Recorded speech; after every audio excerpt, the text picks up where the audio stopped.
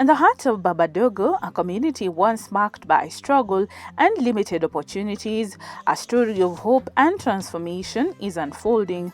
At the center of it all is an organization called Hands of Hope, a lifeline for vulnerable children and a dream born from personal experience. Kennedy OTIENO, the founder and CEO of Hands of Hope, knows firsthand what it means to grow up without much. Raised in Kasabuni and spending part of his early life in a children's home, he faced challenges that could have broken his spirit, but instead, they shaped his vision. I'm a child rights advocate. I advocate for equal access to education in the informal settlement. I'm also an author. My book is being published this month. It will be released this month of August. Titled "The Father of Nobody." The book talks about my story, okay, and the journey, in a social impact, organization. Yeah, I am the executive director and the founder of Hands of Help Children's Organization, a community-based organization that supports and promotes the welfare of the less privileged children in the informal settlement. Yeah, we are in SDG number 4, quality education. I was born here in Nairobi, raised in Kasabuni, okay, partially by my parents and partially in a children's home in Korogocho. Tumaini Hope for Children program. That's where I was partially raised by my adopted father by the name George Assisi, the late. And being raised in a children's home shaped me to who I am today. We went the children's home was not that stable. Okay, and the reason for I to be partially raised in a children's home, it was because I was coming from a very, very, less privileged background. Okay, we were 8, and due to extreme poverty at home, my dad could not sustain all of us. Okay, so and where there is lack, there's no peace. There are kind of assault and all that. Yeah, and so I found I found myself in a children's home, and that's where now I was shaped to become who I am. The children's home, I was taught leadership. I was taught grant, writing, proposal drafting, secretariat, and all that in the children's home, until when I was now an adult. Okay, then I stepped out. Yeah, so.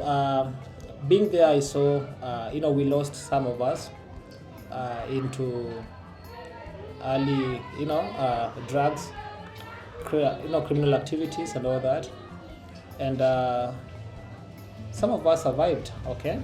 And I'm part of those people that survived.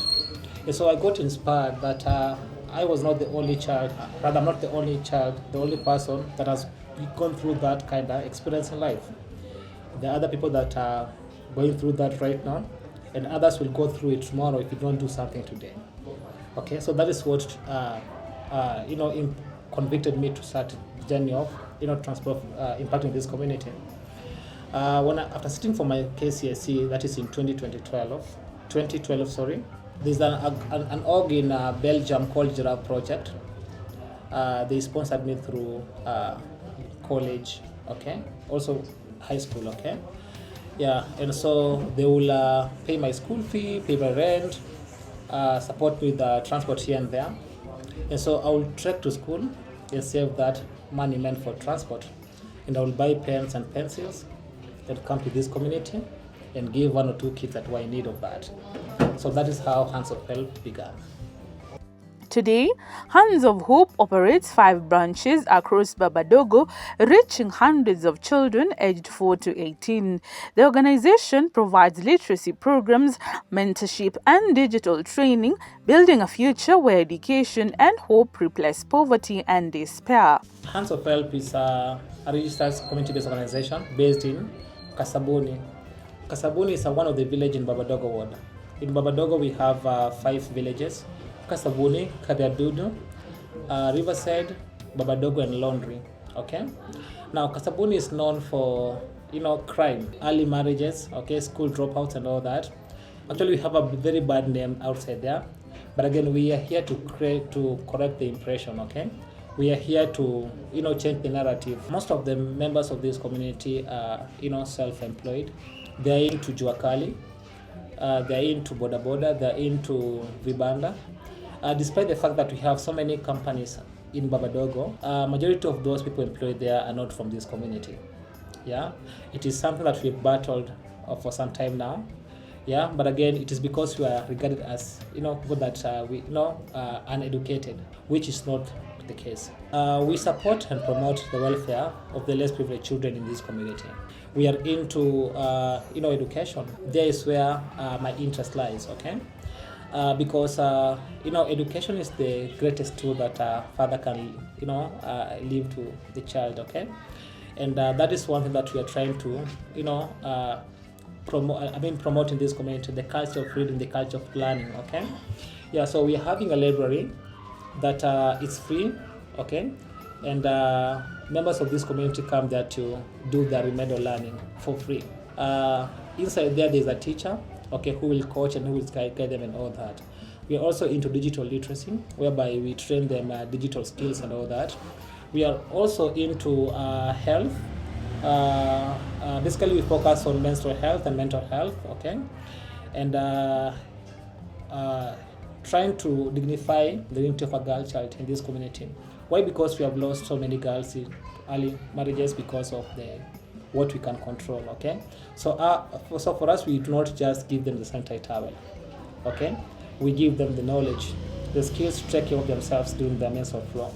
Okay, then of course we give them the this dignity pack. Okay, with that we are creating what we call a long-term impact. Why? Because if this child will lack this dignity pack tomorrow, they'll of course know how to improvise on what to do and how to go about it, rather than being lied to by someone. You get that, eh? Yeah. So we are into, of course, knowledge, education, skill, and all that. That's what we do here. Yeah. So currently we're supporting 78 children. These 78 children are from underserved, these like families in this community. Okay, and we work with them not only in through education, also in coaching and all that, and also providing what we call learning materials, okay, like books, pens and all that, even school uniforms, shoes and all that. Okay, yeah, we just try to create a difference and make them look different. Okay, well, as the name suggests, Hands of Help Children's Organization. So we are a children's organization. According to our constitution, okay, defines a child as someone who is under the age of responsibility. Okay, that is 18 years. Okay, so our target group are children from the age of 4 all the way to 18 years. Okay, and these children, one thing that we look at is that they have to come from less privileged background. Okay, yeah. So that is the one criteria. Despite this community being an informal kind of setup, okay, there are families that can afford what we call the basic needs. Okay, yeah, but there are those that cannot afford. Okay, so our interests are in those who cannot afford the basic needs, such as let's say shelter, clothing, okay, and food. Okay, but again, we no longer have 3 basic needs. Education is also a basic need. The community sees Hands of Hope as more than a program. It is a symbol of change. Parents, guardians, and neighbors speak with pride about the transformation they witness every day. Well, to begin, with the local administration, the chief is so supportive. Okay, he encourages us to keep on, and we appreciate him for that. And Hands of Help Children's Organization is a treasure to this community. Okay, the parents will, last month, but one we were extending the center, and parents were calling, hey, did you guys shut down? What's going on? Okay, it means that they appreciate what we are doing here. Okay, yeah. So they appreciate us, they support us, and they believe that their children are safe with us. Why? Because we have the systems in place, we have the structures in place. Okay, we have all the necessary policies in place. Okay, and also we have the technical skills. okay, in place. Okay, we know that there has to be safeguarding policies, there has to be consent, there has to be protection and all that. Volunteers, they have to sign code of conduct and all that. So we are well structured and well structured. And I want to give credit to Kenyatta University and the USID for the capacity building trainings. Yeah. Tabitha Agatha, a key supporter of the program, sees hope served daily not just on plates but in hearts. Nafanya kazi na Self-Help Children Organization. Our founder is Kennedy. Actually, ninakaa around na stay around with my mom. So nimesoma Kasabuni, after kumaliza nikaamua ni join Self-Help. Mimi kwa maisha yangu nimesomea vitu mingi. I can teach, I can do anything. That's why nilikuja niweke my energy hapo. This organization imefanya many people, wazazi wengi wanataka kuingiza watoto wao. Wazazi wengi wana appreciate watoto wao wanaweza pata food kama Saturdays wakitoka shule, at least wakitoka shule wanapata samuji na mandazi ama hiyo rice na ndengu, wanashukuru. You never know, Mungu atatufungulia njia na anytime, because unapata wengi wanatujoin wanaacha because hakuna Kenya wanapata, but as for me najua niko na impact mahali. Huwezi jua God atakufungulia njia na pande gani. Ningependa kuambia Kennedy aendelee tu na hiyo roho. You never know, kesho Mungu atambless tena, apanue kitu ikuwe kubwa. Na hata God akimbless, akumbuke tu mali alitoka. David Okeo, a program lead, highlights the pillars that drive Hands of Hope: education, health, menstrual hygiene, and climate awareness, all woven into the mission of building a stronger community. I am a program assistant in Hands of Help Children's Organization. I joined the January this year, 2025. So I was browsing through WhatsApp, LinkedIn. Then I saw a link of Hands of Help who are having a recruitment process, whereby they were having several positions: facilitators, assistant programs, project assistant, and administration. So I was interested in facilitation at first. Then I applied through the online link that was shared. After applying, I received an email inviting me for an interview. Then I came to the interview, whereby I was taken through the various programs that they have, and I became interested in working with them, then joined them. We have 4 pillars under which supports Hands of Help organization. The first pillar is leadership and economic empowerment, whereby we educate the children the aspects and the basics of being a good leader, and financial empowerment, whereby they can be able to save and manage their resources well in the future, so that not only will you get this information during when you start earning, but at an early age. Then the other pillar is the health pillar. The health pillar consists of mental health, whereby we train the children about mental health, the importance of mental health, the stigmatization in the community about mental health and everything. Then we have the menstrual health, whereby we specifically focus on teen girls. We give them sanitary towels and also menstrual education on menstrual hygiene, so that they can be better and end stigmatization in the community about menstrual health. Then finally we have the health generally, whereby we talk about dental health, environmental health, whereby cleaning their surroundings can help them reduce cases such as typhoid cases, those communicable diseases. Yes, then we have the education pillar, which is now the main, because Hands of Help, we focus on SDG education, quality education. And what do I mean by quality education? Access to quality education, whereby every child has access to quality education, good education, and dignity. I always make a joke with my colleague that when I grow up, I want to be like Ken. So because he's a good leader, he's a brother, is also like a big brother to me. he always inspires me like, Dave, you can do it. Dave, your ideas are great. You are an asset to this organization. He gives me that sense of belonging to the organization and values my input towards the organization. If there is any idea that he has, he first comes to us, then we discuss, then we come up with the solution in the table. So he's a selfless man, and I really respect that about him. Alphonse Mdaki, a dedicated mentor, ensures the children gain skills to thrive in a digital world. I saw a poster pale LinkedIn, they advertise wanataka volunteers, and since I'm a community person by nature, nikasema okay, mbona nisiende ni offer my services, and even it's my way to give back to the community, because I was raised with the community, and it's my passion also to see someone make it kwa hii community vile mimi nimemake it. Yeah, that's my drive. Kennedy is a good person. Ni mse mwenye niko tu happy to work naye, and I'm happy to call him my brother. Anafanya kazi mzuri, ameinua watu kwa hii community, and community yamuona kama role model. Community yamuona kama their savior.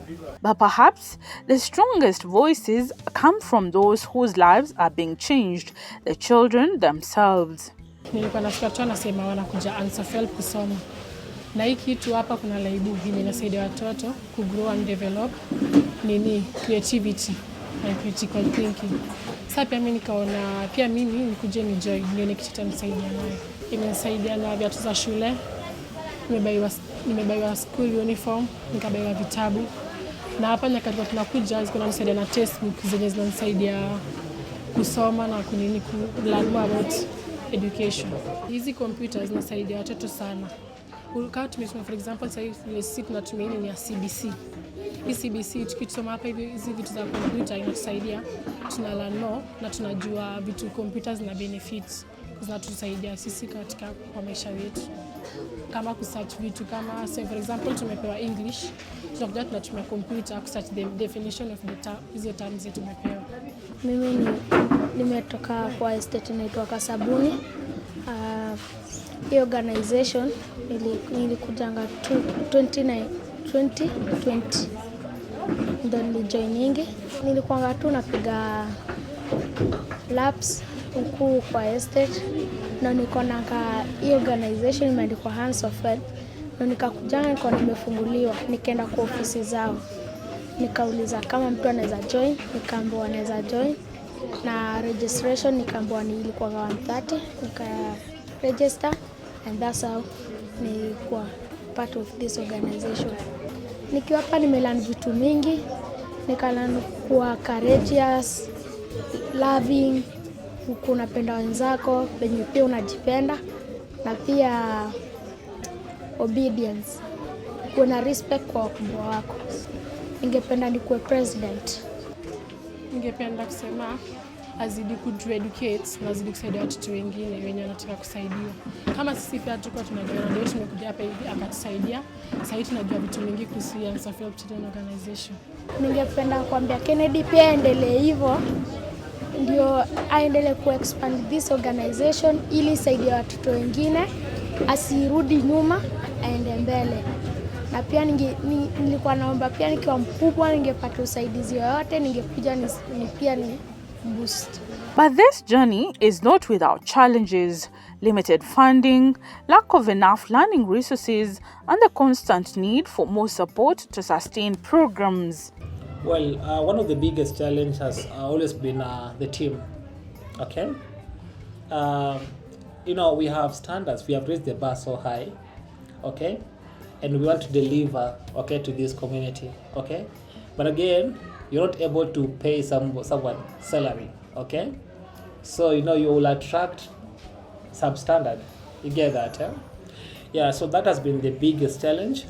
Yeah, so Kenya University and USAID help us to structure our center, okay, which attracted the graduates. Okay, like right now the team that I work with are graduates, and also the issue has been to do with the resources. Okay, especially since USID pulled out. Okay, things have not been the same. It has been very difficult. So another challenge has been was like expectation of the community. Okay, because we have brought so many visitors to this community, and now the community feel like now we have all the resources, we cannot transform, impact all the lives in this community. But sometimes these are just visitors that come and go. And also one more that hurts me the most, working with a girl child, especially a girl child, let's say until the adolescent stage. Okay, only for you to lose them in early marriage. Okay, we have lost a number of girls, and that is one of the biggest challenge. Yeah, why? Because we also do not have what we call a transition plan. Despite the challenges, Hands of Hope remains driven by one mission: to build a brighter tomorrow for every child. Sometimes when we face, let's say, a lot of obstacles and all that, we go back to whoever called us for this purpose, for this duty. And we are like, God, here we are. Honestly, it is, I cannot take this anymore. Okay, so I get encouragement from the Word of God. I also work with mentors. Okay, like my pastor is a great support. I have lecturers from Kenya University, like Dr. Jane Wajira, who is a backbone to me. She has been supporting me and all that. And above all, I also have a team. Okay, a team that understands me, a team that appreciates me and compliments me. Sometimes I'm very weak, and the team will keep me going and all that. As for the future, Kennedy and his team dream of expanding beyond Babadogo, building more libraries, introducing advanced digital programs, and reaching thousands of children across Kenya. Their vision is to break the cycle of poverty and create a generation of empowered young leaders. Long term, we were thinking of setting up a school of our own, okay, so that we can. We are trying to learn from Missions of Hope. Okay, we want to put up structures and have a school of our own, and also have let's say tertiary, like a college whereby our children will be trained, taught different skills. Okay, like for example, I have friends that did their bachelor's degree, and today they do not have jobs. Why? Because they were not taught, let's say, technical, like the basic technical skills. Okay, yeah. So we were trying to set up a technical college. Okay, whereby we shall be training let's say cookery, baking and pastry. Okay, plumbing, electricity, and all those wiring, the basic things that the basic. Okay, because jobs are there. Okay, jobs are no longer in medicine. Okay, but again they're in medicine. It depends on how we perceive it. In Babadogo, Hands of Hope is more than just an organization. It is a promise, a chance, and a future for the children who need it most. Because where there is hope, there is a way. And our story, is to, convince someone and remind someone that it is doable, it is possible. We are doing it without any benefactor. So it can be done, okay, from the locally available resources. Yeah, and to our viewers, I want to say, I want to encourage you that everywhere we come from, there are issues, and those issues cannot be solved by the government alone, okay? Those issues require our input, okay? We call it localization. Our issues can be solved by us when we come together. So look around in your community. Are you seeing any issue? Let's talk about climate. Okay, challenge. Let's talk about education gaps. Let's talk about medical. Let's talk about mental health. Let's talk about mental health and all that. Okay, you can do something. Okay, that will make a sustainable impact. Okay, yeah. So let's start from where we are with whatever available resources that we have, and we can do that.